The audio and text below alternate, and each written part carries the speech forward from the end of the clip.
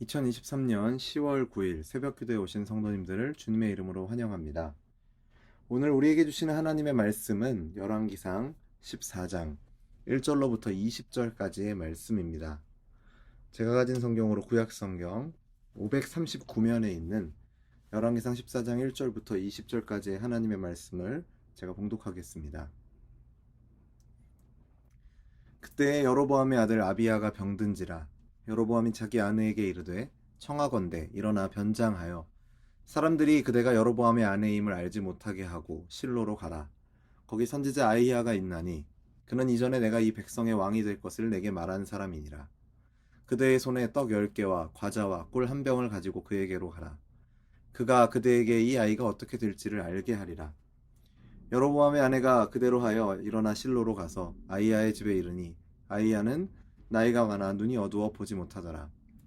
여호와께서 아히야에게 이르시되 여로보암의 아내가 자기 아들이 병들었으므로 내게 물으러 오나니 너는 이러이러하게 대답하라. 그가 들어올 때에 다른 사람인 채 함이니라. 그가 문으로 들어올 때에 아히야가 그 발소리를 듣고 말하되 여로보암의 아내여 들어오라. 내가 어찌하여 다른 사람인 채 하느냐. 내가 명령을 받아 흉한 일을 내게 전하리니 가서 여로보암에게 말하라.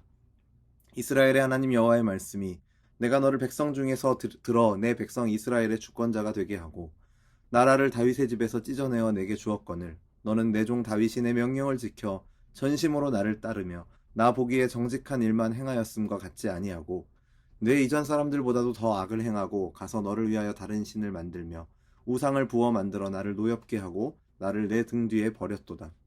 그러므로 내가 여로보암의 집에 재앙을 내려 여로보암에게 속한 사내는 이스라엘 가운데 매인자나 노인자나 다 끊어버리되 거름더미를 쓸어버림 같이 여로보암의 집을 말갛게 쓸어버릴지라. 여로보암에게 속한 자가 성읍에서 죽은즉 개가 먹고 들에서 죽은즉 공중에 새가 먹으리니 이는 여호와께서 말씀하셨음이니라 하셨나니 너는 일어나 내 집으로 가라. 내 발이 성읍에 들어갈 때 그 아이가 죽을지라. 온 이스라엘이 그를 위하여 슬퍼하며 장사하려니와 여로보암에게 속한 자는 오직 이 아이만 묘실에 들어가리니 이는 여로보암의 집 가운데에서 그가 이스라엘의 하나님 여호와를 향하여 선한 뜻을 품었음이니라. 여호와께서 이스라엘 위에 한 왕을 일으키신즉 그가 그날에 여로보암의 집을 끊어버리리라. 언제냐 하니 곧 이제라. 여호와께서 이스라엘을 쳐서 물에서 흔들리는 갈대같이 되게 하시고 이스라엘을 그의 조상들에게 주신 이 좋은 땅에서 뽑아 그들을 강 너머로 흩으시리니 그들이 아세라상을 만들어 여호와를 진노하게 하였음이니라.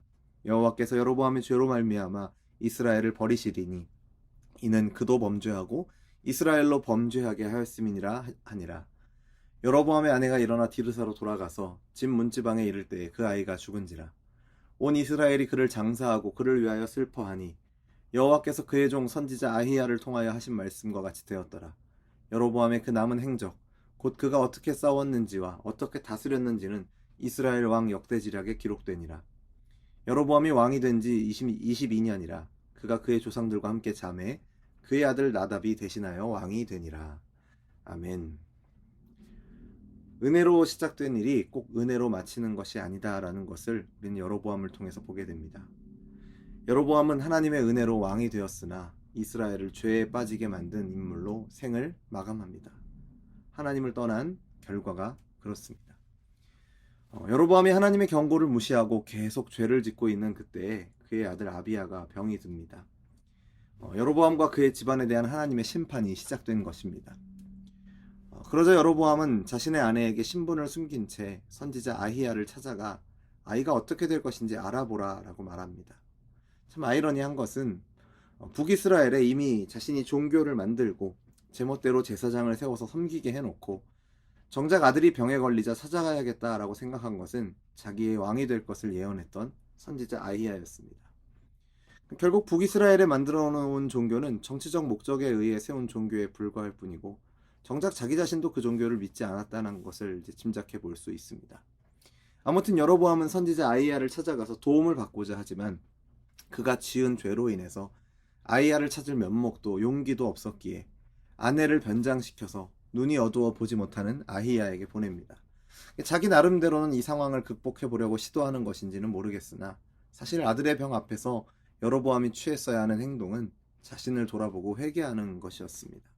하지만 안타깝게도 그는 자신의 모습을 돌이키고 회개하기보다는 인간적인 술수를 택하게 됩니다. 여로보암과 그의 아내가 눈이 어두워진 선지자 아히야를 속일 수 있을지는 몰라도 하나님의 눈은 속일 수 없었습니다. 하나님은 자신의 정체를 속이고 온 여로보암의 아내에게 아히야의 입을 통해서 앞으로 닥칠 일을 말씀하셨습니다. 여로보암과 그의 집에 속한 모든 사람이 비참하게 죽임을 당하고 그들의 시체가 개와 새에게 먹힐 것이다 말씀하십니다. 왜냐하면 여로보암이 자신을 왕으로 세우신 하나님의 은혜를 잊어버렸기 때문입니다. 하나님을 저버렸기 때문입니다. 다윗이 행한 것과 같이 하나님의 명령을 지키며 전심으로 하나님을 따르고 하나님 보시기에 정직한 일을 행하여야 하는데, 그러기보다는 오히려 이전 사람들보다도 더 악을 행하고 우상을 부어 만들어 하나님을 노엽게 하고 하나님을 자신의 등 뒤로 버렸기 때문입니다. 아히야는 여로보암의 아들에 대한 하나님의 뜻도 전합니다. 12절 말씀을 보시면 여로보암의 아내의 발이 성읍에 들어갈 때 아이가 죽게 될 것이다 라고 말합니다. 그리고 아비야는 예언대로 그렇게 죽게 되었습니다. 그리고 여로보암은 22년의 통치를 마치면서 죽고 아들 나답이 왕위를 계승하게 됩니다. 물론 중간에 건너뛴 부분도 있습니다만 오늘 이 말씀을 통해서 두 가지 정도 우리에게 적용할 부분을 생각해 보고자 합니다. 먼저는 여로보암이 보여준 이런 어리석은 모습이 오늘 우리에게도 있지 않은가 생각해보고 돌아보아야 한다는 것입니다. 사실 영적으로 바르게 서 있지 못하면 자신을 돌아보고 회개해야 할 상황이 벌어져도 그것을 깨닫지 못합니다. 바로 여로보암이 그런 모습이었습니다. 여로보암은 아들이 병들었을 때조차 하나님께 겸손히 나아가 회개하지 못했습니다. 오히려 여로보암은 자기 아내를 변장시켜 정체를 숨기고 아히야를 만나게 하는 인간적인 술수를 썼습니다. 또 그 죄로 인해서 심판받게 될 것을 예언하고 또 그것이 아들의 죽음을 통해서 그 예언이 참되다라는 것이 확인된 순간에도 그는 회개하지 않습니다. 우리는 어떻습니까? 우리도 우리의 삶에서 어떤 일이 벌어졌을 때 하나님 앞에서 자신의 모습을 정직하게 돌아보는 자세가 필요합니다. 우리의 삶에 위기가 다가오고 힘들고 어려운 일이 생길 때 그 모든 것이 우리의 죄로 인한 것이라고 할 수는 없습니다. 때론 잘못한 것이 없어도 어려운 일들을 만날 수도 있습니다. 하지만 반대의 경우로 종종 우리는 우리의 삶에 닥친 위기가 죄로 인한 상황일 수도 있다는 것을 기억해야 합니다. 하나님께서는 당신의 자녀가 죄악된 길을 걸어갈 때 때로는 사랑의 매를 들어서 바른 길을 가도록 견책하십니다. 그 앞에 우리가 반응해야 할 모습은 자신의 모습을 하나님 앞에 돌아보는 것입니다. 어제 주일 말씀을 떠올려 보면 지금 하나님께서 나에게 말씀하시고 나 들으라고, 나보고 깨달으라고 지금 이 어려운 상황을 허락하신 것인데, 그 일들을 통해서 자신을 돌아보기보다는, 자기의 들보를 돌아보기보다는 다른 사람 지적하고 다른 사람 탓만하고 있는 것은 아닌지 우리가 돌아보아야 할 것입니다. 우리의 삶 가운데 만나게 되는 그 어려운 상황들 앞에서 우리가 가장 먼저 해야 할 일은 정직하게 하나님 앞에 나아가는 것입니다. 그 과정에 우리의 연약함을 고백하며 회개하는 과정이 있어야 합니다. 하나님 앞으로 돌아올 때, 하나님 앞으로 나아갈 때 문제가 해결될 줄로 믿습니다. 두 번째로 하나님이 베풀어 주신 은혜를 잊을 때 죄를 짓게 된다라는 것, 그리고 그 죄로 인해서 반드시 심판을 받게 된다라는 것을 우리는 기억해야 합니다. 여로보암은 자신을 이스라엘의 왕으로 세워주신 하나님의 은혜를 잊은 후에 지속적으로 죄를 지었습니다. 우리도 마찬가지일 때가 있습니다. 하나님의 은혜로 구원해 주시고 당신의 자녀 삼아 주신 그 은혜를 그 처음 깨달았을 때의 감격과 감사를 잊게 되면 바로 그때 죄가 우리의 삶에 들어옵니다. 그리고 죄가 쌓이는 곳에 징벌이 임한다라는 사실을 우리는 기억해야 합니다. 하나님께서 우리에게 주신 은혜가 헛되지 않도록 늘 신앙의 초심을 지키는 그 첫사랑을 기억하는 저와 여러분이 되기를 주님의 이름으로 축원합니다.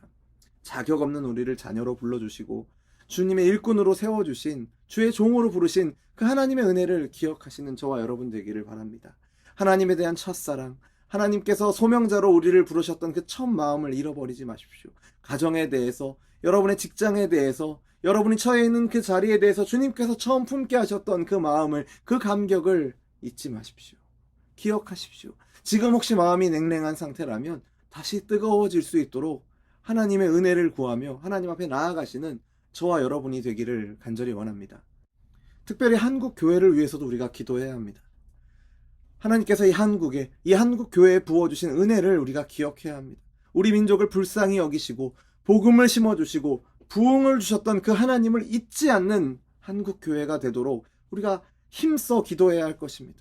어느새부터인가 한국 교회와 관련된 소식들은 물질을 우상으로 섬기며 교회의 안정과 성장만을 추구하는 모습들이 너무나도 많이 들려옵니다. 우리 한국교회가 하나님 앞에 나아가 다시 그 첫사랑을 회복하도록, 교회로서의 본질을 놓치지 않도록 우리가 이 일을 위해서도 함께 기도해야 할 것입니다. 또한 우리 교회와 또 우리 가정을 위해서도 동일하게 기도하는 저와 여러분 되기를 주님의 이름으로 축원합니다. 기도하겠습니다. 사랑과 은혜가 풍성하신 하나님 아버지, 오늘도 귀한 하루를 우리에게 허락하시고 그 시작을 말씀과 기도의 자리로 인도하여 주심을 감사드립니다. 우리의 삶을 돌아보면 하나님의 은혜가 아닌 것이 하나도 없는데 그 무수히 많은 하나님의 은혜를 우리가 잊고 살 때가 많은 것 같습니다. 작은 풍랑을 만나게 되면 처음 주님을 만났을 때의 감격과 신앙생활하는 가운데 베풀어 주신 많은 은혜들이 있음에도 불구하고 놀랍게도 그 은혜들을 잊어버리고 불평하고 원망하며 또 때로는 눈이 어두워져 무엇이 바른 길인지 알지 못하고 악한 길로 부지런히도 달려가는 것이 우리의 연약한 모습입니다. 오늘 여로보암의 모습을 통해 우리의 모습을 돌아보고 깨닫게 해주심을 감사드립니다. 은혜와 사랑에 대한 감격과 감사가 사라진 자리에 죄가 들어오게 된다는 것을 기억하며 우리의 삶에, 우리의 입술에, 우리의 마음에 하나님의 은혜에 대한 감격과 감사가 사라지지 않도록 주님 우리를 지켜 주시옵소서. 우리가 속한 공동체, 가정과 교회, 직장 등 하나님이 우리를 부르시고 보내신 자리마다 우리를 통해 감사와 기쁨으로 가득한 우리의 입술의 말로 인해, 행실로 인해 주님의 이름이 높임을 받게 되기를, 하나님의 영광이 드러나기를 간절히 소원하오며 예수님의 이름으로 기도드립니다. 아멘. 우리 주 예수 그리스도의 은혜와 하나님 아버지의 사랑과 성령 하나님의 교통하심이 은혜를 잊어버리고 죄로 삶을 채웠던 여로보암을 반면교사 삼아 오직 우리의 삶을 하나님을 향한 감사와 찬양으로 가득 채워 우리의 삶을 통해 주님의 이름 높이기를 소원하는 우리 열린비전교회 모든 성도들과 우리의 삶의 걸음 가운데 이제로부터 영원토록 항상 함께 있을지어다. 아멘.